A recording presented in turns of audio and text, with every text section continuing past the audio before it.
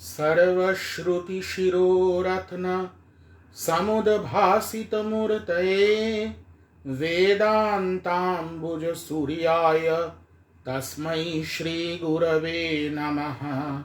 सर्वविघ्नविनाशाय सर्वकल्याणहेतवे पार्वतीप्रियपुत्राय गणेशाय नमो नमः। मातरं शारदां वन्दे जगन्मातृस्वरूपिणीं पादपद्मे तयो श्रित्वा प्रणमामि मुहुर्मुहुः। मङ्गलां शोभनां शुद्धां निष्कलां परमां कलां विश्वेश्वरीं विश्ववन्द्यां चण्डिकां प्रणमाम्यहम्। कामाख्ये वरदे देवी नीलपर्वतवासिनी त्वं देवी जगतां मातः योनिमुद्रे नमोऽस्तु ते।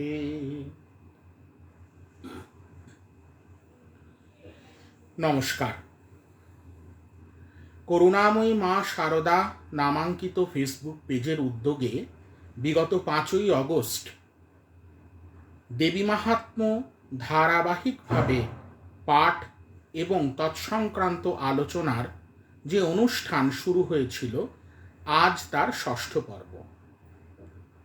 প্রথা অনুসারে এই অনুষ্ঠানটি প্রতি বৃহস্পতিবার রাত 8টা থেকে অনুষ্ঠিত হয়ে থাকে, কিন্তু শারীরিক অসুস্থতার জন্য গতকাল এই অধম অনুষ্ঠান করতে সমর্থ হয়নি। তাই বিকল্প উপায়ে আজ এই অনুষ্ঠানটি সম্প্রচারিত করার চেষ্টা সকলের সামনে করা হচ্ছে। বিগত দিনগুলিতে যে 5খানি পর্ব আমরা অতিবাহিত করে এসেছি, তাতে শ্রী শ্রী চণ্ডী পাঠের বিধান সম্পর্কে, উচ্চারণের ছোটোখাটো উপায় সম্পর্কে এবং শ্রী শ্রী চণ্ডীর অঙ্গপাঠ সম্পর্কে ও মূল পাঠ সম্পর্কে কিছু ধারণা দেওয়ার চেষ্টা করা হয়েছে। এ যাবৎ আমরা শ্রী শ্রী চণ্ডীর অঙ্গস্বরূপ, অর্গলা স্তোত্র এবং দেবী কবচ, এই দুটি অংশ সম্পূর্ণ করতে সমর্থ হয়েছি। কিলকস্তব এখনো আমাদের বাকি রয়েছে, কিন্তু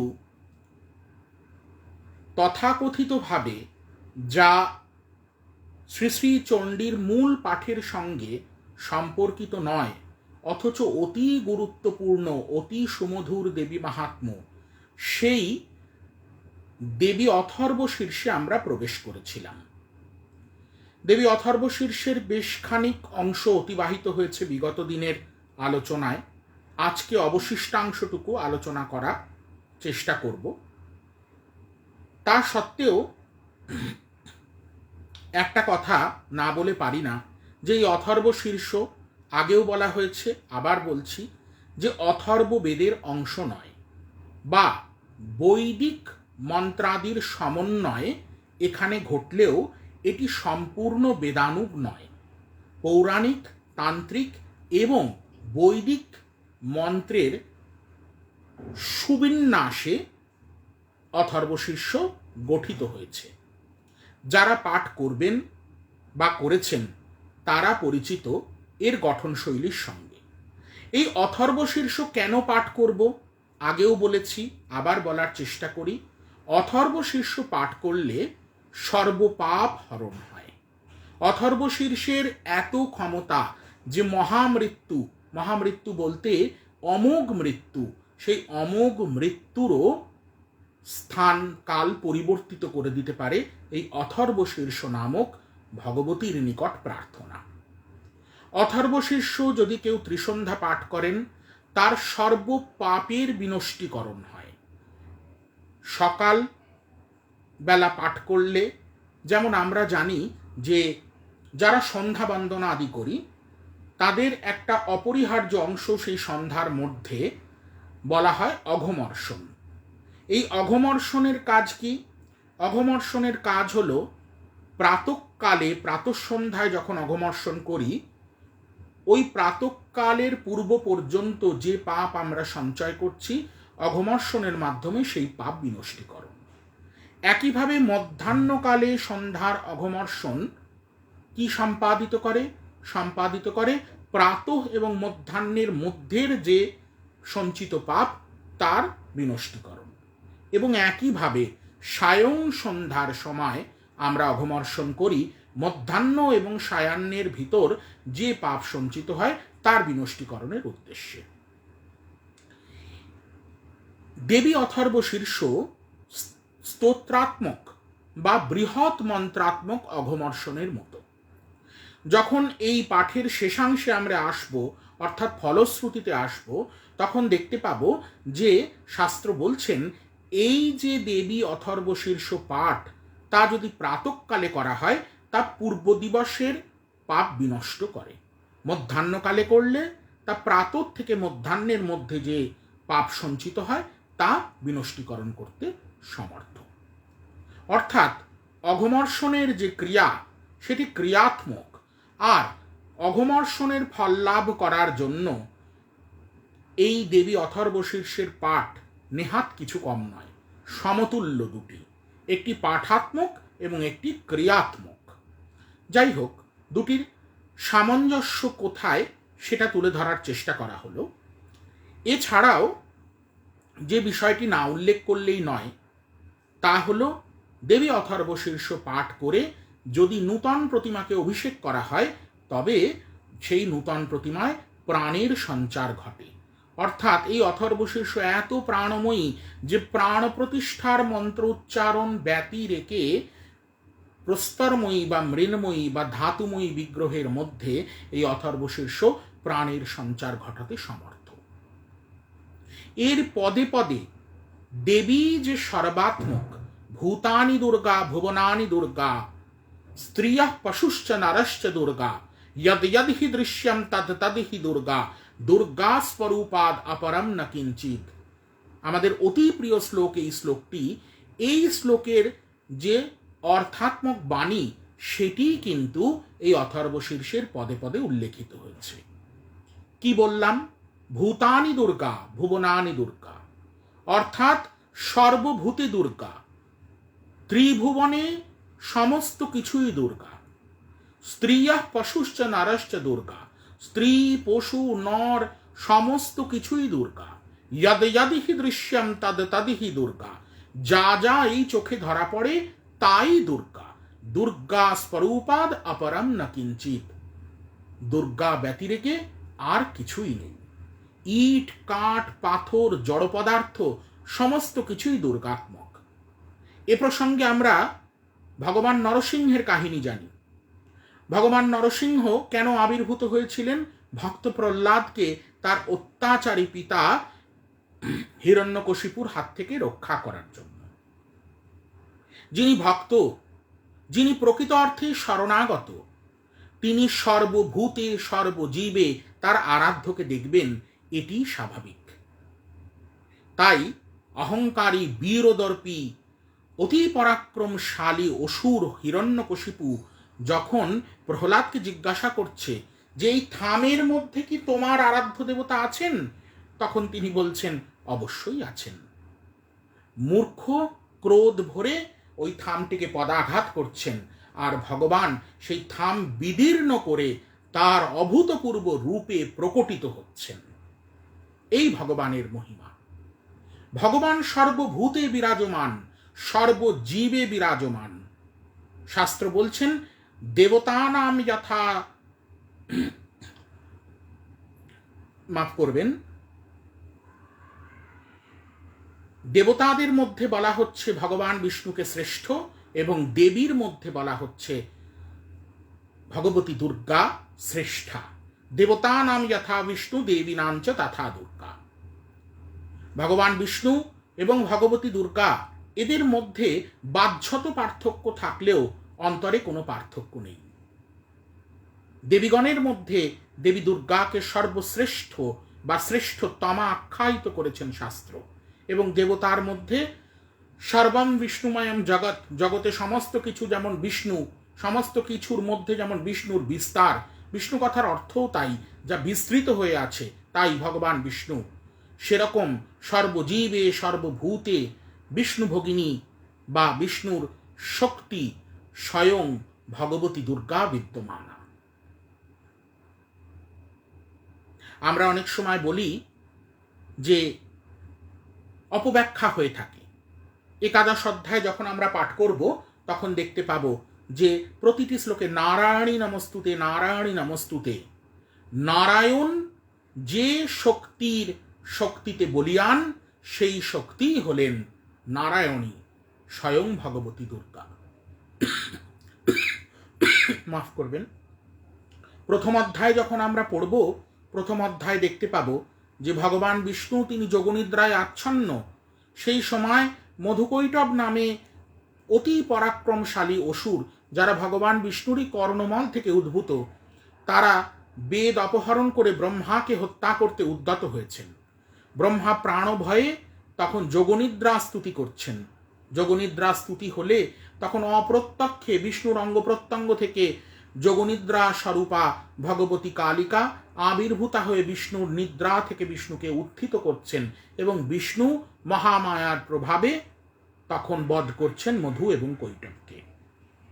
এই জগৎ মহামায়ার ইচ্ছায় পরিচালিত হয়। সর্বভূতে বিষ্ণু বিস্তৃত হয়ে থাকলেও ভগবতীর ইচ্ছায় তিনি বিস্তৃতি লাভ করেছেন।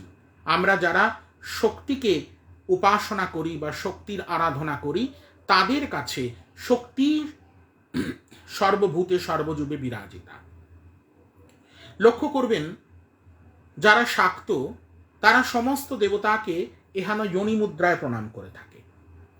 কেউ কেউ প্রশ্ন করেন যে তোমরা যখন বিষ্ণু মন্দিরে যাও, তোমরা যখন শিব মন্দিরে যাও, তোমরা যখন গণপতির মন্দিরে যাও, তোমরা সমস্ত দেবতাকেই কেন যোনি মুদ্রায় প্রণাম করো? কারণ যোনি মুদ্রা তো স্ত্রী দেবতাকে প্রণাম করার মুদ্রা মাত্র। তোমরা গণেশকেও কেন যোনি মুদ্রায় প্রণাম করছো? তোমরা শিবকেও কেন যোনি মুদ্রায় প্রণাম করছো? তার কারণ আমাদের উদ্দেশ্য একটাই, আমরা সর্বভূতে ভগবতীকে দর্শন করার চেষ্টা করি। গণেশকে যখন প্রণাম করছি, গণেশের অন্তঃস্থিত গণেশ জননীকেই আমরা পক্ষান্তরে প্রণাম করছি। বিষ্ণুকে যখন প্রণাম করছি, তখন বিষ্ণুর মধ্যে সমাহিত ভগবান বিষ্ণুর যে শক্তি, সেই শক্তি স্বরূপা ভগবতীকেই আমরা প্রণাম করছি। যখন শিবকে প্রণাম করছি, তখন শিবের অন্তরস্থিত শিবানীকেই প্রণাম করছি। তাই আমাদের কাছে সর্বদেবতা, সর্বজীব, সর্বভূত যা যা আমরা দর্শন করতে সমর্থ হই বা দর্শন করতে সমর্থ হই না, জীব জড় নির্বিশেষে সকলই ভগবতী স্বরূপ। ভগবতী ব্যতিরেকে আর কিছুই এ জীবনে যেন নেই।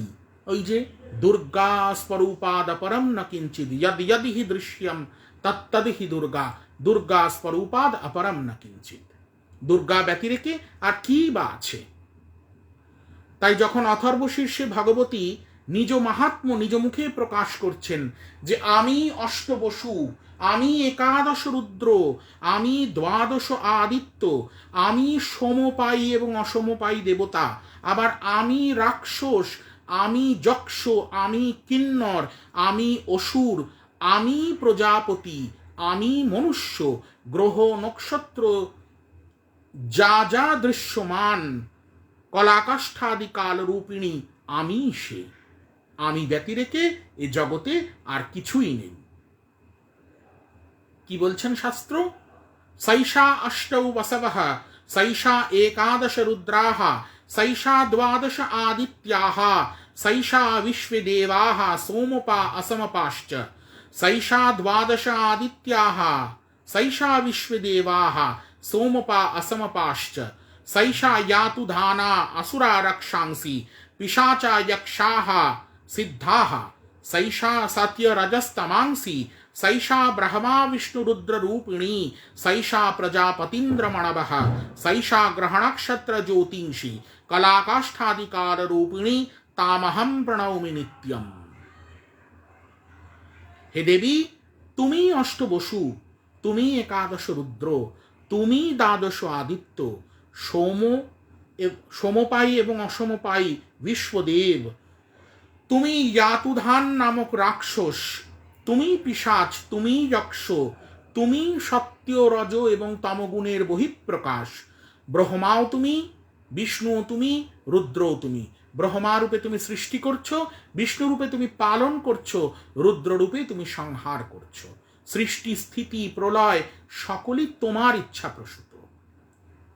সৈষা প্রজাপতিন্দ্রমণবহা, তুমি প্রজাপতি। প্রজা সৃজনের নিমিত্ত যে প্রজাপতিগণ নিযুক্ত জগতে, সেই প্রজাপতি তোমার ইচ্ছাই পরিচালিত হয়। পক্ষান্তরে তুমি প্রজাপতি। তুমি ইন্দ্র, তুমি মনুষ্য, তুমি গ্রহ নক্ষত্র জ্যোতিষ্কমণ্ডলী, কলাকাষ্ঠাদি কাল রূপিণী, তামহং প্রণৌমি নিত্যম, আমি তোমাকে নিত্য প্রণাম করি। পাপ अपहारिणीं देवीं भुक्ति मुक्ति प्रदायिनीं अनन्तां विजयां शुद्धां शरण्यां शिवदां शिवाम। তিনি পাপনাশিনী, ভোগ এবং মোক্ষ প্রদায়িনী, তিনি অনন্তা, বিজয়ের অধিষ্ঠাত্রী জয়ন্তী। তিনি সর্বদা জয়কে সূচিত করেন, তাই তিনি জয়ন্তী। তিনি দোষহীনা, নিত্য শুদ্ধা, নিত্য পবিত্রা, সতত পবিত্রতার স্বরূপ। তিনি কল্যাণদাত্রী, তিনি মঙ্গল প্রদাত্রী। শরণ্যাম শিবদাম শিবাম। শিব কথাটির অর্থ আমরা জানি শুভত্বের দিকে ইঙ্গিত করে। তাই আমরা অনেক সময় বলি অশিব নাশক। অশিব নাশ হওয়া আর অশুভ নাশ হওয়ার মধ্যে কোনো পার্থক্য নেই। তাই শিবদা, দেবী শুভত্ব প্রদান করেন, শুভত্ব পক্ষান্তরে শিবত্ব প্রদান করাই। তাই দেবী শিবদা এবং তিনি শিবগেহিনী, তাই তিনি শিবা। বিয়দ ইকার সংযুক্তম वीतिहोत्र समन्वितम अर्धेन्दुलसितम देव्या बीजम सर्वार्थ साधकम। वियद, वियद इकार संयुक्तम। বিয়দ কথাটির অর্থ সংস্কৃতে হলো আকাশ। এই আকাশ তত্ত্বের সঙ্গে ইকার সংযুক্ত। আমরা জানি যে আকাশ তত্ত্বাত্মক যে মাতৃকা বর্ণ তা হলো হকার। এই আকাশ তত্ত্বাত্মক মাতৃকা বর্ণ বা বিয়দ, এই বিয়দ অক্ষর হলো হ, তার সঙ্গে ইকার সংযুক্ত, দীর্ঘ ইকার যদি সংযুক্ত হয় তাহলে হয়ের উপর দীর্ঘ ইকার। বীতিহোত্র সামান্বিতম। বীতিহোত্র কথাটির অর্থ হলো অগ্নি। এই অগ্নিতত্ত্ব কোন বর্ণ? রকার। অর্থাৎ কি বলছে, আবার বলি, বিয়দ ইকার সংযুক্তম বীতিহোত্র সামান্বিতম। অর্থাৎ আকাশত তত্ত্বাত্মক যে হকার, তা যদি ইকার সংযুক্ত এবং বীতিহোত্র সমন্বিত, অর্থাৎ কি র সমন্বিত হয়, তারপরে কি বলা হচ্ছে, अर्धेन्दुलसितम देव्या बीजम सर्वार्थ साधकम। অর্থাৎ আকাশ তত্ত্বাত্মক হ, তার সঙ্গে অগ্নিতত্ত্বাত্মক র এবং দীর্ঘ ইকার, তার সঙ্গে অর্ধেন্দুলসিত, অর্ধেন্দুলসিত বলতে চন্দ্রবিন্দু বা সংস্কৃতে অনুস্বারও বলা যেতে পারে, তা যদি সংযুক্ত হয় তাহলে সর্বার্থ সাধক বীজের উদ্ভব হয়, যা সর্বদোষ বিবর্জিত, স্পর্শদোষ মুক্ত, মহামায়ার মূল প্রাণ, যাকে আমরা শক্তি বীজ বলে থাকি, লজ্জা বীজ বলে থাকি, মায়া বীজ বলে থাকি, সেই রিমকার মূলক মায়া বীজের সংকেত এই শ্লোকের মধ্যে দেওয়া রয়েছে। সাক্ষাৎ দেবী স্বরূপ এই বীজই। বিয়দ ইকার সংযুক্তম। বিয়দ কথার অর্থ আবার বলছি আকাশ। সেই আকাশ তত্ত্ব হকার যখন ইকার সংযুক্ত এবং বীতিহোত্র অর্থাৎ অগ্নিতত্ত্বাত্মক রকার সংযুক্ত হওয়ার পর অর্ধেন্দুলসিত হয়, অর্থাৎ তার পশ্চাতে যদি বিন্দু সংযুক্ত বা অনুস্বার সংযুক্ত হয়, মহান সর্বার্থ সাধক বীজ রিমকারের উদ্ভব আমরা পাই। সেই রিমকার সর্বার্থ সাধক, দেবীর মূল মন্ত্র। এবং একাক্ষরম ব্রহ্মা यतयः शुद्धचेतसः ध्यायन्ति परमानन्दमया ज्ञानाम्बुराशयः। এই যে বলা হচ্ছে এবং একাক্ষরম ব্রহ্মা, এই ঋমকার একাক্ষর ব্রহ্মস্বরূপ। আমরা জানি যে সাধকের কল্যাণার্থে ভগবান রূপ পরিগ্রহ করেন, যেমন ভগবতীর প্রকাশ, নিরাকার ব্রহ্মরূপে তিনি বিরাজিত হতে পারেন, কিন্তু তিনি সাধকের কল্যাণার্থে। কেননা আমরা জানি যে কোনো মূর্তি বা অবয়ব না থাকলে স্থূল কনসেন্ট্রেশন দেওয়া সম্ভব হয় না। আমাদের সকলের মন এত উচ্চস্তরে বিরাজ করে না যে আমরা মুখে সর্বভূতে ভগবান বা ভগবতীর দর্শন বলে থাকি বটে, কিন্তু যতক্ষণ না তার ওই ধ্যান সমন্বিত বিগ্রহটি চোখের সামনে দৃশ্যমান হয় ততক্ষণ কিন্তু আমাদের অনেক ক্ষেত্রেই মনঃসংযোগ আসে না। তাই সাধকের কল্যাণার্থে ভগবতী বিভিন্ন রূপ পরিগ্রহ করেন। কালিয়াদি দশমহাবিদ্যার রূপ ধারণ করেন, মৎস্যাদি দশ অবতারের রূপ ধারণ করেন, দ্বাদশ রুদ্রের, একাদশ রুদ্র, দ্বাদশ আদিত্য সবই তো তিনি। এই সমস্ত রূপগুলি তিনি সাধকের কল্যাণার্থে পরিগ্রহ করেন। কিন্তু তার যে মহতি বীজ, এই যে মায়া বীজ যা ঋমকার, সেই বীজটিকে বলা হচ্ছে যে একাক্ষর ব্রহ্ম, সাক্ষাৎ দেবী স্বরূপ। এবং একাক্ষরম ব্রহ্মা यतयः शुद्धचेतसः ध्यायन्ति परमानन्दमया জ্ঞানাম্বুরাশয়ः। শুদ্ধ চিত্তে যদি এর ধ্যান করা হয় আমরা জানতে পারব যে একাক্ষর ব্রহ্মরূপ মায়াবীজ তা আনন্দের সাগর, জ্ঞানের ভাণ্ডার। এই যে দেবী প্রণব বা মায়া বীজ, তার এত মাহাত্ম্য যে এটি ব্রহ্মস্বরূপ। এর মাহাত্ম্য ভাষায় বর্ণনা করা সম্ভব নয়। কোনো মনুষ্য দেহধারী ব্যক্তি মায়াবীজের মাহাত্ম্য কীর্তন করতে সমর্থ হন না। এটি ইচ্ছা, এটি ক্রিয়া এবং এটি জ্ঞান, এটি অদ্বৈত স্বরূপ, এটি অখণ্ড আনন্দ প্রদায়ক, সচ্চিদানন্দময়। এটি শিব এবং শক্তির সাম্যরসের পরিচায়ক। এত মাহাত্ম্য এই মায়াবীজের। এরপর কি বলা হচ্ছে, বাং মায়া ব্রহ্মসুস্তস্মাৎ ষষ্ঠম বক্ত্র সমান্বিতম সূর্যঃ অবাম শ্রোত্র বিন্দু সংযুক্তষ্টা তৃতীয়কঃ নারায়ণেন সম্মিশ্রো वायुश्च अधरयुक्ततः विच्चे नवारण पूर्ण सन्महदानंददायकः। আবার পড়ি, বাং মায়া। বাং মায়া বলতে আমরা জানি বাণী বীজ বা জ্ঞান বীজ, এবং মায়া এক্ষুনি আলোচনা করা হয়েছে যে এই ঋমকার তাকেই মায়া বীজ বলা হয়, যা সর্বদোষ বিমুক্ত। বাণী অর্থাৎ জ্ঞান বীজ বা গুরু বীজ বা সরস্বতীর একাক্ষরী বীজ, সেই বীজ। তৎপশ্চাতে মায়া অর্থাৎ এই একাক্ষর ব্রহ্মাত্মক বীজ। অতঃপর ব্রহ্মসুস্তস্মাৎ, ব্রহ্মসু কথার অর্থ কাম বীজ, যা শ্রীকৃষ্ণের একাক্ষরী বীজ রূপে পরিচিত। অর্থাৎ প্রথমে মায়া, প্রথমে জ্ঞান বীজ বা গুরু বীজ, মধ্যে মায়া বীজ বা লজ্জা বীজ, তৎপশ্চাতে ব্রহ্মসু অর্থাৎ কামবীজ প্রদান করা হলো। ষষ্ঠম বক্ত্র সমান্বিতম, ষষ্ঠম বক্ত্র সমান্বিতম।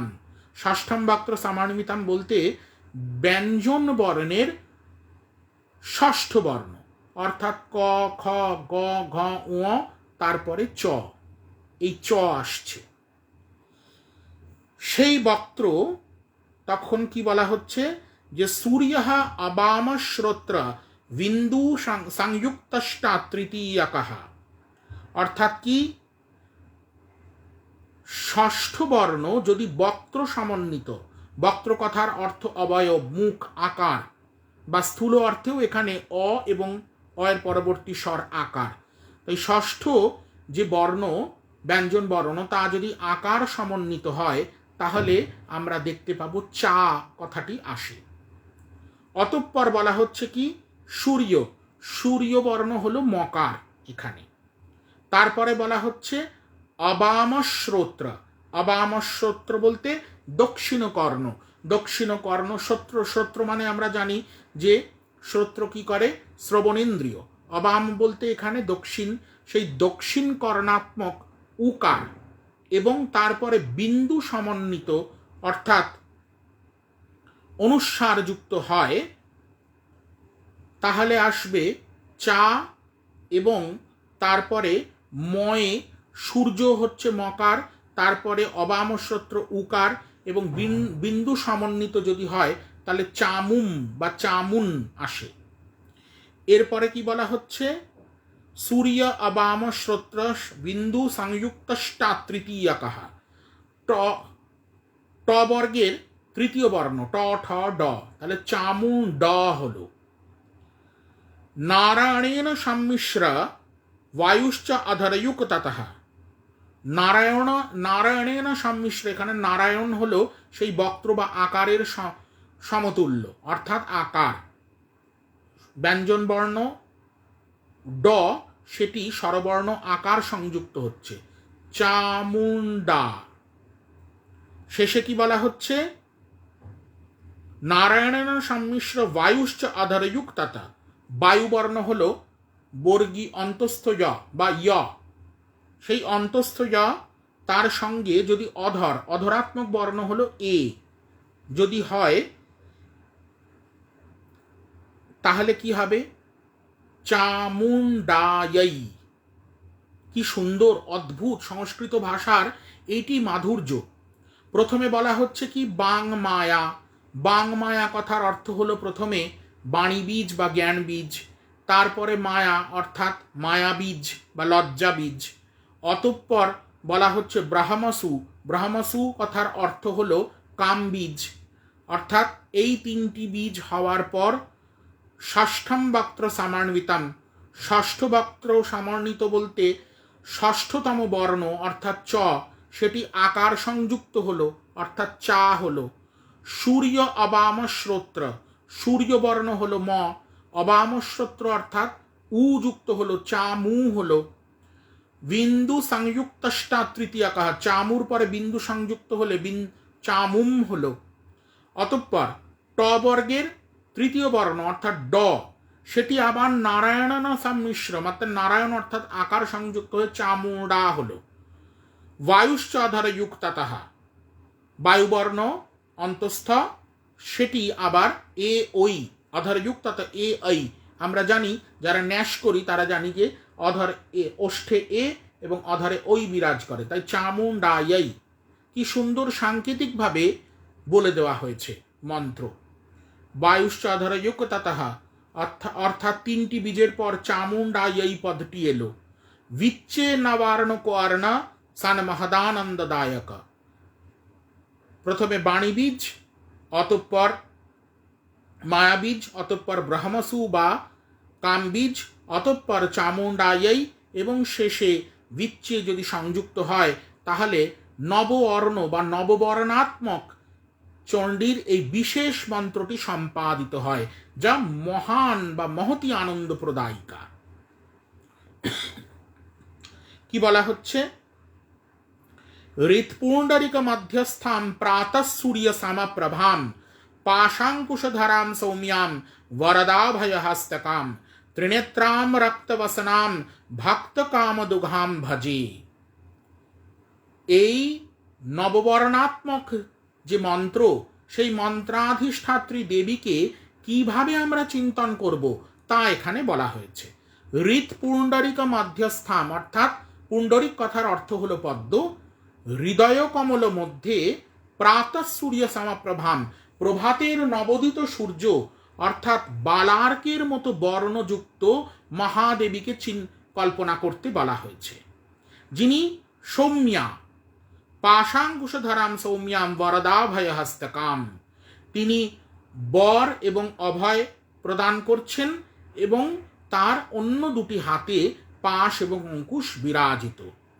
ত্রিনেত্রাম রক্তবসনাম ভক্ত কামদুঘাম ভজে, তিনি ত্রিনেত্রা রক্তবস্ত্র পরিহিতা ভক্তগণের কামদুঘা অর্থাৎ ভক্তের কামনা পরিপূরণকারী মহাদেবী, তাকে আমরা ভজনা করি। কি অপূর্ব এই নববর্ণাত্মক যে মন্ত্র, সেই মন্ত্রাধিষ্ঠাত্রী দেবীকে কিভাবে ভজনা করব, কিভাবে আমরা তার রূপ কল্পনা করব, তা এখানে বর্ণিত হলো। হৃৎপুণ্ডরিকা মধ্যস্থাম প্রাতঃ সূর্য সমপ্রভাম পাশাঙ্কুশধরাম সৌম্যাম বরদাভয় হস্তকাম ত্রিনেত্রাম রক্তবসনাম ভক্ত কামদুঘাম ভজে। নমামি ত্বাম মহাদেবীম মহাভয় বিনাশিনীম মহাদুর্গ প্রশমনীম মহাকারুণ্য রূপিণীম। হে মহাদেবী, তুমি মহাভয় বিনাশিনী, মহাভয় হতে তুমি আমাদের উদ্ধার করো, মহা আপদ থেকে তুমি আমাদের উদ্ধার করো। আমরা জানি একটি শ্লোক খুব প্রচলিত, অনেকেই বলে থাকেন প্রাতঃকালে উঠে, প্রভাতে স্মরেন নিত্যম দুর্গা দুর্গাক্ষরদ্বয়ম আপদস্তস্য নশ্যন্তি তমঃ সূর্যোদয়ে যথা।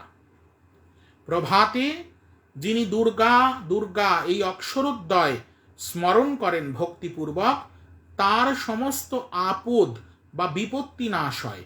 কেমন ভাবে?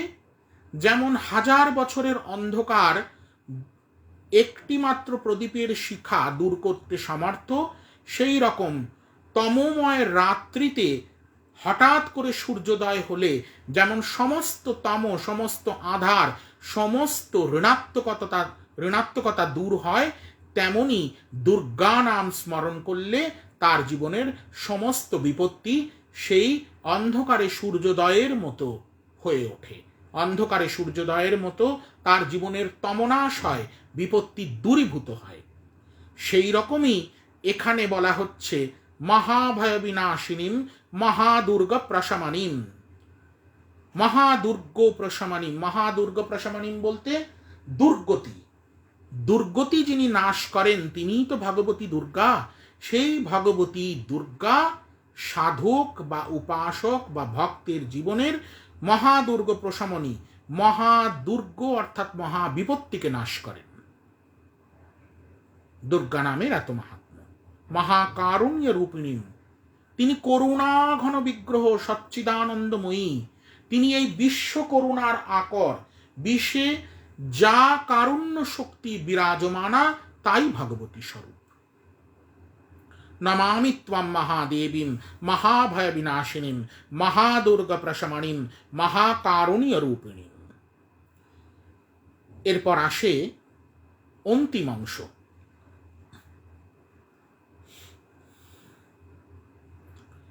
অন্তিম অংশে কি বলা হয়? यस्याः स्वरूपं ब्रह्मादय न जानन्ति तस्माद् उच्यते अज्ञेया यस्या अन्तो न लभ्यते तस्माद् उच्यते अनन्ता। এতক্ষণ যে পাঠ আমরা চালিয়ে এলাম, গত সেশনেও এবং আজকেও বিগত আধ ঘন্টা ধরে যে অনুষ্ঠানের অংশ চলছে, তার সমস্ত কিছু এই কয়েকটি শব্দের মধ্যে নিহিত। यस्याः स्वरूपं ब्रह्मादय न जानन्ति तस्माद् उच्यते अज्ञेया। যার স্বরূপ ব্রহ্মাদি দেবগণের কাছেও অজ্ঞাত, তিনি অজ্ঞেয়া স্বরূপ। এই জগতে যা কিছু দেখি সবই দুর্গা, তৎসত্ত্বেও তিনি যে কখন কি রূপে কার নিকট প্রকাশিত হবেন তা একমাত্র তিনি ভিন্ন, আর কেউ জানতে সমর্থ হন না। यस्याः स्वरूपं ब्रह्मादय न जानन्ति तस्माद् उच्यते अज्ञेया। স্বয়ং ব্রহ্মাদি দেবগণ তার স্বরূপ জানেন না, তিনি কি রূপে প্রকটিত হবেন, কি রূপে জগতে বিখ্যাত হবেন, তা কেবলই তারই ইচ্ছা প্রসূত। তাই তিনি অজ্ঞেয়া, তাকে জানতে স্বয়ং শিব সমর্থ হন না। यस्या अन्तो न लभ्यते तस्माद् उच्यते अनन्ता। आदि शक्ति, জগৎ যখন অস্তিত্বহীন ছিল, মহাশূন্য ব্যতিরেকে এই ভুবনে যখন কিছুই ছিল না, তখন নিরাকার শক্তিরূপে সেই আদিজননী আদিভূতা সনাতনী বিদ্যমানা ছিলেন। তার জন্ম নেই, তার মৃত্যু নেই, তার আদি নেই, তার অন্ত নেই। এই জন্য তিনি আদ্যা শক্তি, আদি শক্তি। তার পূর্বে জগতে কিছুই বিদ্যমান ছিল না। আবার তার ব্যতিরেকে জগতে কোনো কিছুরই অস্তিত্ব নেই। তাই ইয়াস্যা অন্ত ন লভ্যতে তস্মাদ উচ্যতে অনন্তা। তার পূর্বে তো কারোর জন্মও হয়নি বা প্রকাশও হয়নি, সুতরাং তার সৃষ্টি বা তার শেষ বিচার করার ক্ষমতা কারো নেই। তাই তিনি অনন্ত, মহাশূন্য স্বরূপিণী, পরিমাপযোগ্য নন, অপরিমেয়া মহাশক্তি, অনন্তা। ইয়াস্যা লক্ষ্যম ন উপলক্ষ্যতে তস্মাদ উচ্যতে অলক্ষ্যা। তার লক্ষ্য সম্পর্কে জানা যায় না। এই জগৎ তার ইচ্ছায় পরিপালিত হয়। জগতে যখন পাপ রাশি বাড়তে থাকে তখন তিনি মহামারী রূপে প্রকটিত হন, নির্বিচারের নাশ করেন সকলকে। আমরা তখন অতিষ্ঠ হয়ে বলি ত্রাহিমাম ত্রাহিমাম, ত্রাহি ত্রাহি, আমাদের রক্ষা করো। অথচ তখন তিনি সংহার স্বরূপা। এই বিগত 1.5 বছর ধরে তার এই সংহার লীলা আমরা প্রত্যক্ষ করছি। মহাকালে মহাকালী মহামারী স্বরূপয়া। তিনি মহাকালী, মহাকালীর প্রকাশ হয় বিনাশের জন্য। তিনি মহাকালী রূপে প্রকাশিতা হয়েছেন, মহাকালী রূপে প্রকাশিতা হয়ে সংহার লীলা তাণ্ডব করে চলেছেন। আমাদের সামর্থ্য নেই যে তার তাণ্ডব লীলাকে আমরা সহ্য করতে পারব। নির্বিচারে প্রিয়জনকে হারাচ্ছি, নির্বিচারে আজ যাকে দেখতে পাচ্ছি 2 দিন পরে তাকে আর দেখতে পাচ্ছি না। মহামারীর কবলে অনেকে হারিয়ে ফেলছি, অনেককে, প্রিয়জনকে। কিন্তু এ তারই কোপ, আমরা এ কোপের যোগ্য। আমরা প্রাকৃতিক ভারসাম্যকে কখনো প্রাধান্য দিই না। লোকসংখ্যা বেড়ে চলেছে, প্রকৃতি বিনষ্টীকরণ হয়েই চলেছে। আমাদের প্রয়োজনের শেষ নেই, চাহিদার শেষ নেই। প্রাকৃতিক ভারসাম্যকে আমরা নষ্ট করব, সুতরাং প্রকৃতি রূপী মহামায়া আমাদের উপর প্রতিশোধ নেবেনি। তাই তার লক্ষ্য কিভাবেই বা জানব? কেউ কি জানতাম আমরা নির্বিঘ্নে দুর্গা পূজা, কালী পূজা ইত্যাদি সম্পাদন করেছে? আমাদের এই যে আজকে বিশ্বকর্মা পূজা, ভাদ্র সংক্রান্তিতে সূর্যদেব সিংহ রাশি অর্থাৎ নিজের গৃহ থেকে কন্যা রাশিতে গমন করেন। সূর্য যখন কন্যা রাশিতে অবস্থান করেন সেই সময় সাধারণভাবে, যদিও সূর্য তুলা রাশিতে অবস্থানকালেও দুর্গোৎসব হয়, কিন্তু মূলত কন্যা রাশিতে অবস্থানকালেই দেখা যায় যে আশ্বিনের মহাপূজা, দুর্গোৎসব হয়। 2019-এ আমরা এই দুর্গোৎসব মহা আনন্দে পালন করেছি। দীপান্বিতার কালী পূজা, তৎপশ্চাতে জগদ্ধাত্রী পূজা, রাস পূর্ণিমা ইত্যাদি এক এক করে আমাদের আনন্দানুষ্ঠান সব চলে গেছে। পৌষ সংক্রান্তি অতিবাহিত হয়েছে, মাঘ মাসের সরস্বতী পূজা সম্পাদন করেছি। ধীরে ধীরে হঠাৎ করে এই মহামারী প্রবিষ্ট হয়েছে আমাদের জনজীবনে, জনজীবন বিধ্বস্ত করেছে। ত্রাহিমাম ত্রাহিমাম ডাক ছেড়েছি, কিন্তু উপায় পাইনি। আবার তিনি মহামায়াই, এই যে ভূতানি দুর্গা, ভুবনানি দুর্গা আমরা বললাম, মহামায়া যেমন মহাকালী রূপ ধারণ করে এই রোগের প্রকোপ আমাদের মাঝে ঘটিয়েছেন, আবার তিনি চিকিৎসা শাস্ত্রের উন্নতি ঘটিয়ে প্রতিষেধক আবিষ্কার করার সামর্থ্য আমাদের দিয়েছেন। তাই তিনি যেমন একধারে সৃষ্টি করেন, একধারে আবার ধ্বংসও করেন। ধ্বংস যখন করেন তার মধ্যে দিয়ে তার নতুন সৃষ্টির লীলা সূচিত হতে থাকে। তার সৃষ্টিকার্য বা তার ধ্বংসলীলা, তার কোনোবিধ ইচ্ছাই পরিমাপ করার সামর্থ্য আমাদের নেই। তাই বলা হচ্ছে ইয়াস্যা লক্ষ্যম ন উপলক্ষ্যতে তস্মাদ উচ্যতে অলক্ষ্যা। তিনি অলক্ষ্যা কেন? তার কারণ আমরা তার লক্ষ্য পরিমাপ করতে পারি না। আজ তার মহিমা কীর্তন করছি, আজ মহা আনন্দে দুর্গোৎসবের অপেক্ষা করছি। দুর্গোৎসব অবধি আমার এই পিতৃদত্ত প্রাণটি থাকবে কিনা তা কিন্তু আমাদের কারো জানা নেই। তার ইচ্ছা যদি হয় থাকবো, তার ইচ্ছা যদি না হয় থাকবো না। তার লক্ষ্য জানার ক্ষমতা আমাদের নেই। তার লক্ষ্য যদি জানতে পারি তাহলে আমরা তার সমতুল্য হয়ে যাব। কিন্তু জগতে তিনি একক রূপে অবস্থানকারিণী, তাই তার লক্ষ্য সম্পর্কে জানার কারো সামর্থ্য নেই। কৃপা করে তিনি যদি সাধককে নিজের ইচ্ছার কথা ব্যক্ত করেন, তবে সাধক তার ইচ্ছা জানতে সমর্থ হন। এরপরেই এই কথাটাই আসছে, একৈব সর্বত্র বর্ততে তস্মাদ উচ্চতে একা। ভূতানি দুর্গা ভুবনানি দুর্গা যদি হয়, তিনি ব্যতিরেকেই জগতে কি বা আছে, কিছুই নেই। তাই একৈব সর্বত্র বর্ততে, তিনি একাই এই সর্বত্র সর্বজগতে সমস্ত কোণে কোণে বিরাজ করেন, তাই তিনি একা। একৈব বিশ্বরূপিণী তস্মাদ উচ্চতে নায়িকা। তিনি একাই এই বিশ্ব চরাচরে পরিব্যাপ্তা। বিশ্ব তিনি, এই ব্রহ্মাণ্ড তিনি। ইট কাঠ পাথর বালি জীবিত বস্তু, বিজ্ঞানের ভাষায় মাইক্রো অর্গানিজমও যদি দেখে থাকি, তাও তিনি। কোণে কোণে তিনি পরিব্যাপ্তা। তাই তিনি একা হয়েও ন একা। তিনি একাই সমস্ত কিছু হয়েছেন। তিনি একাই হয়েছেন কীট, একাই হয়েছেন পোকা, একাই হয়েছেন মাকড়, একাই হয়েছেন মনুষ্য, একাই হয়েছেন চতুষ্পদ জীব। সমস্ত কিছু তিনি। যেহেতু তিনি ভিন্ন, জগতে কিছু নেই, তাই তিনি একা। আবার জগতে সমস্ত কিছুর মধ্য দিয়েই তিনি প্রকাশিতা হয়েছেন, তাই তিনি ন একা নৈকা। অতএবচ্যতে অজ্ঞেয়া অনন্তা অলক্ষ্যা অজৈকা নৈকেতি। যস্যা জননম ন উপলভ্যতে তস্মাদ উচ্যতে অজা। তার জনন সম্পর্কে জানা যায় না। তিনি তো জগৎ প্রসবিনী, তাকে কে জন্ম দেবে? তিনি অজা, তিনি অয়োনি সম্ভূতা। আবার প্রয়োজনে তিনি যোনি সম্ভূত হয়ে হিমালয় রাজগৃহে মেনকার গর্ভে প্রকটিত হন। তিনি অজা আবার অনজা। কখনো তিনি জন্মগ্রহণ করছেন, কখনো তিনি দেবতাদের অঙ্গ প্রত্যঙ্গ থেকে নিষ্কাশিত হচ্ছেন। কারণ দেবতাদের, সমস্ত দেবতাদের অঙ্গ প্রত্যঙ্গে শক্তিরূপে তিনি বিরাজমানা। তাই প্রয়োজনে তাদের দেহ থেকে নিষ্কাশিত হয়ে অজনী সম্ভূতা দুর্গারূপে প্রকটিতা হন তিনি। আবার হিমালয় রাজনন্দিনী মেনকার গর্ভে পার্বতী রূপে তিনি তার লীলাস সংকুচিত করে অবস্থান করেন।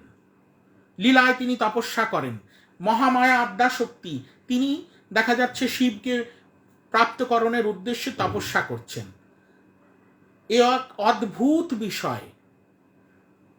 ত্রিভুবন যার তপস্যা করে, তিনি আবার কারো তপস্যা করছেন। এটি তার লীলা, অদ্ভুত তার লীলা বিলাস। এই জন্য তার ইচ্ছা আমরা কেউ জানতে সমর্থ হই না। আমরা তো দূরস্থ, আমরা তো কীটপতঙ্গের মতো। কিন্তু ব্রহ্মাদি দেবগণ তার ইচ্ছা জানতে সমর্থ হন না, তার লক্ষ্য জানতে সমর্থ হন না। তিনি অজা না অনজা, তিনি সাকার না নিরাকার, এ কনফিউজিং বিষয়। তিনি সাকারা হয়েও নিরাকারা, আবার নিরাকারা হয়েও সাকারা। তিনি অজা হয়েও অনজা, আবার অনজা হয়েও অজা। তিনি একাই জগতে বিরাজমানা, তাই তিনি কেবলমাত্র একা। আবার জগতে সমস্ত কিছুই তো তিনি, তাই তিনি ন একা নৈকা। তাই কি বলছে? অতএবচ্যতে অজ্ঞেয়া অনন্তা অলক্ষ্যা অজৈকা নৈকেতি। অতএব তিনি অজ্ঞেয়া, তিনি অনন্তা, তিনি অলক্ষ্যা, তিনি অজা, এবং তিনি আবার অনজাও বটে। মন্ত্রাণাম মাতৃকা দেবী শব্দানাম জ্ঞান রূপিণী জ্ঞানানাম চিন্ময়াতীতা শব্দানা চিন্ময়াতীতা শূন্যানাম শূন্য সাক্ষিণী যস্যাহ পরতরম নাস্তি সৈষা দুর্গা প্রকীর্তিতা। মন্ত্রের মধ্যে তিনি মাতৃকা বর্ণস্বরূপ। আমি অনেক সময় বলে থাকি এই আলোচনার মধ্যে যে চণ্ডী পাঠের ক্ষেত্রে আমাদের যত্নবান হওয়া উচিত। তার কারণ কি? যে চণ্ডীর মধ্যে যে অক্ষরগুলি বিদ্যমান, সেই অক্ষরগুলি একত্রিত হয়ে বা সম্মিলিত হয়ে যখন একটি শ্লোকবদ্ধ রূপ নেয়, তা দেবীরই অঙ্গ প্রত্যঙ্গকে প্রকাশ করে।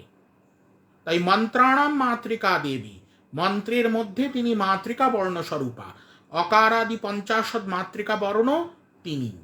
শব্দানাম জ্ঞান রূপিণী, শব্দের মধ্যে তিনি জ্ঞান। যেমন সমস্ত শব্দের মধ্য দিয়ে জ্ঞান প্রকাশিত হয় না। কেন? আমি এই শব্দের মাধ্যমে দেবী মাহাত্ম্যও বলতে পারি, আমি এই শব্দের মাধ্যমে কারোর প্রতি কটুভাষও প্রয়োগ করতে পারি। তাই আমি সুবাক্য প্রয়োগ করব না কটুভাষ প্রয়োগ করব তা পূর্ব নির্ধারিত, আমার প্রারব্ধের ফল।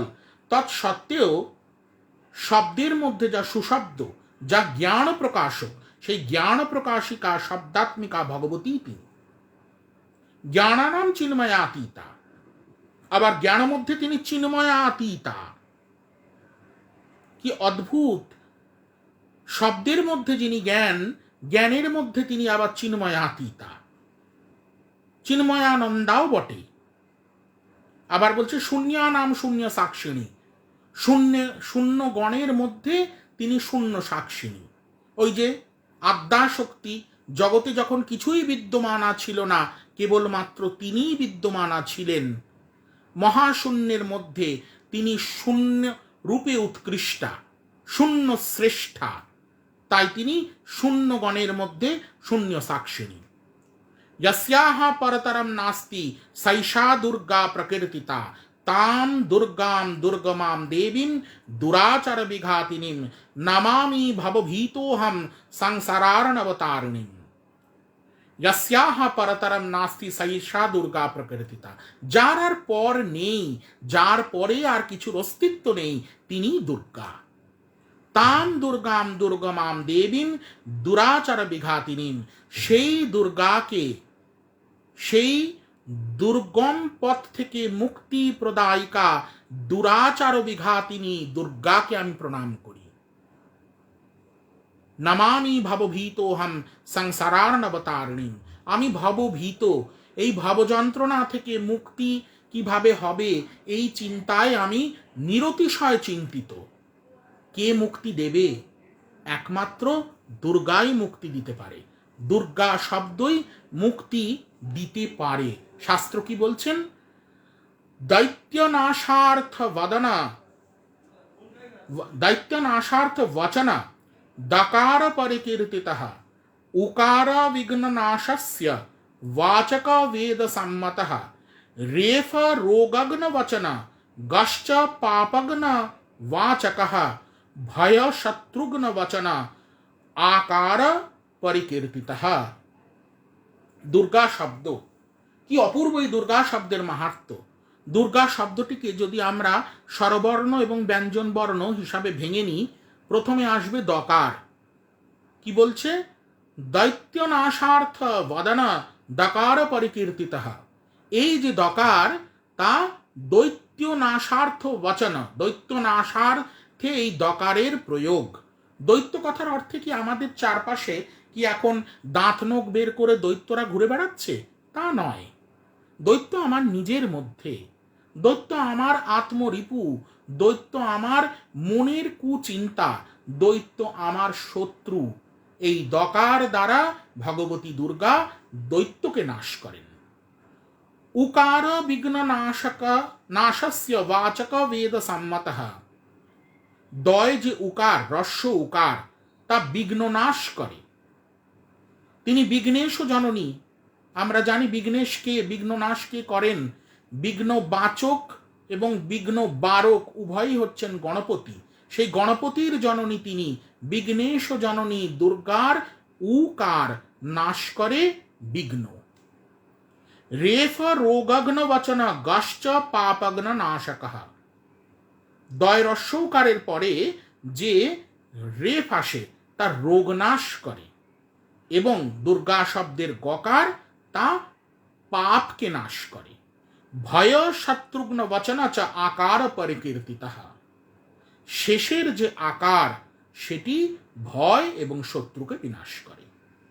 অর্থাৎ দুর্গা এই শব্দটির কি অতীব মাহাত্ম্য তা প্রকাশিত হলো শাস্ত্রের এই বচনটির মধ্যে দিয়ে।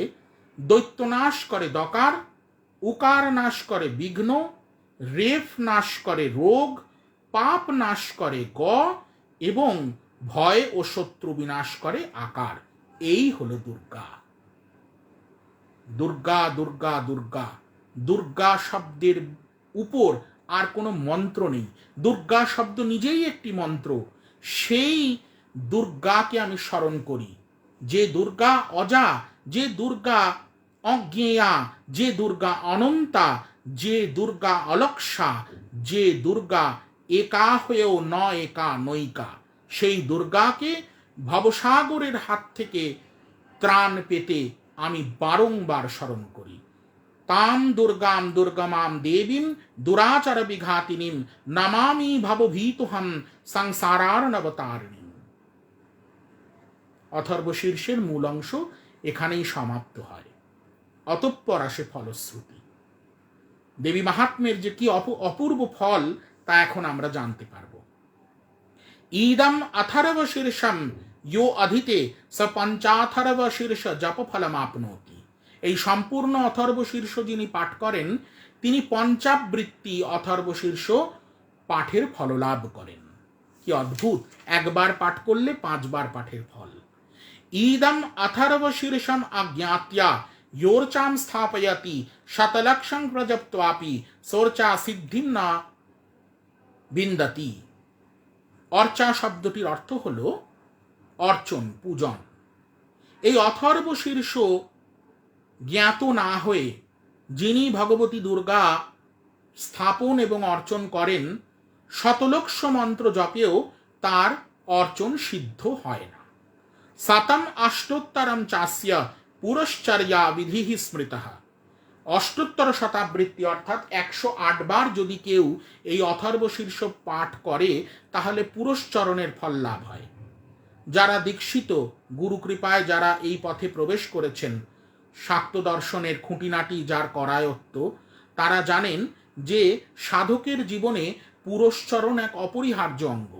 পুরশ্চরণ অর্থাৎ বারংবার মন্ত্রের পুনরাবৃত্তি নিজ মধ্যে ঘটিয়ে মন্ত্রশক্তিকে জাগ্রত করার যে উপায়, তাই হলো পুরশ্চরণ। পুরশ্চরণ মন্ত্রের হতে পারে, স্তোত্রের হতে পারে, তার নির্দিষ্ট সংখ্যা থাকে। এখানে নির্দিষ্ট করে বলে দেওয়া হয়েছে যে অষ্টোত্তর শতাবৃত্তি যদি কেউ এক আসনে এই অথর্ব শীর্ষ পাঠ করে তাহলে অথর্ব শীর্ষের পুরশ্চরণ হয়। আর অথর্ব শীর্ষের পুরশ্চরণ কি ফল দেবে? মন্ত্রসিদ্ধি। দশবারং পঠেত যস্তু সদ্যঃ পাপৈ প্রমুচ্যতে। সদ্য পাপ বিনষ্টিকৃত হয় যদি 10 বার কেউ এক আসনে এই অথর্ব শীর্ষ পাঠ করেন। মহাদুর্গাণি তরতি মহাদেব্যাহ প্রসাদতঃ। মহাদুর্গার প্রসাদে সে উত্তরিত হয়। অত্যন্ত কঠোর সংকট থেকে মহাদুর্গা, মহামায়া তাকে উত্তরণ ঘটান। সায়ম অধিয়ান দিবসকৃতম পাপম নাশয়তি প্রাতর অধিয়ান রাত্রিকৃতম পাপম নাশয়তি। শুরুতেই বলেছি অঘমর্ষণের ক্রিয়ার সঙ্গে এই অথর্ব শীর্ষ পাঠের একটি অত্যন্ত গভীর সাদৃশ্য রয়েছে।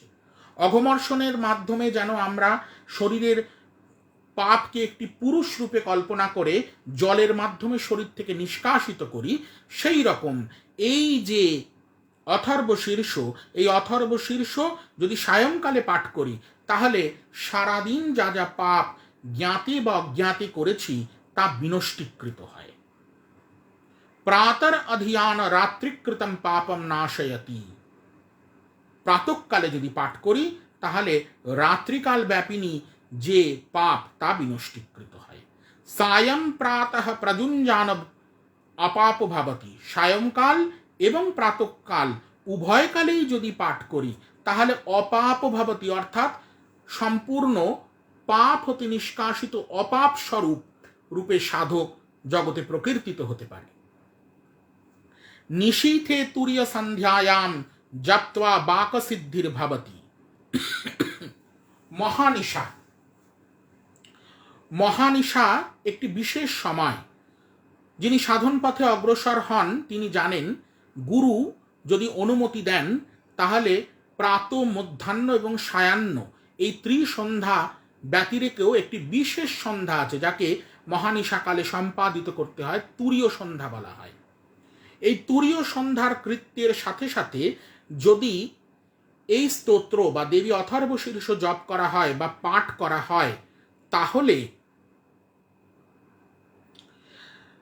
আমরা বাকসিদ্ধি লাভ করতে পারি। বাকসিদ্ধি কি? যে মুখ দিয়ে যা উচ্চারণ করব তা মিথ্যা হবে না। যেমন একটি ঘটনার কথা বলি, বাকসিদ্ধ ছিলেন স্বয়ং বামদেব। শিবাবতার বামদেব তন্ময় হয়ে মাতৃ নামে বিভর হয়ে আছেন। তিনি তো তারানাদ সিদ্ধ ছিলেন, আমরা সকলেই জানি। তিনি তারাময় হয়ে থাকতেন। এই তারাময় হয়ে বিভোর হয়ে থাকাকালীন তিনি একবার একটি মাকে, যে মা আপাত দৃষ্টিতে জগতে বিধবা, সেই মায়ের মাথায় হাত দিয়ে বলেন, স্বামী পুত্র নিয়ে সুখে সংসার করো। সকলে চমকিত হয় যে, হে বাম, তুমি একই কথা বললে, ও তো বিধবা। বাম বলছেন, আমি কি বলি, মা যা বলায় তাই বলি। সকলে বামদেবকে দুও দিচ্ছে যে তোমার ভণ্ডামি ধরা পড়ে গেছে, এই তো তোমার বুজরুকি বেরিয়ে গেল, তুমি একজন বিধবাকে আশীর্বাদ করলে যে সে যেন পুত্রবতী হয়, স্বামী পুত্র নিয়ে সুখে সংসার করে। বামদেব তখন হাসছেন। অন্তর্যামী বামদেব, তার অজ্ঞাত তো কিছু নেই। কিছুদিনের মধ্যে দেখা যাচ্ছে যে তার হারিয়ে যাওয়া স্বামী, যিনি একটি দুর্ঘটনার কবলিত হয়েছিলেন এবং এরা ধরে নিয়েছিল যে স্বামী আর বেঁচে নেই, সেই স্বামী তার পুত্র সন্তানকে নিয়ে ফিরে আসছে। বামদেবের আশীর্বাদ সিদ্ধ হল। তার জিহ্বাগ্রে স্বয়ং নীলবাণী সরস্বতী স্বরূপা দেবী তারা বিরাজ করতেন সর্বদা। তাই তার মুখের কথা কখনো মিথ্যা হতে পারে না। তার বাণী এত উৎকৃষ্ট ছিল, তার বাণী এত সিদ্ধ ছিল, আমরা জানি যে স্বয়ং ভগবতীর মন্দিরে তিনি বলছেন যে তোর মাথায় বাজ পড়ুক, কড়কড় করে মন্দিরে বাজ পড়ছে। এই হলো বাকসিদ্ধি, যে মুখের বাক্য কখনো মিথ্যা প্রমাণিত হবে না।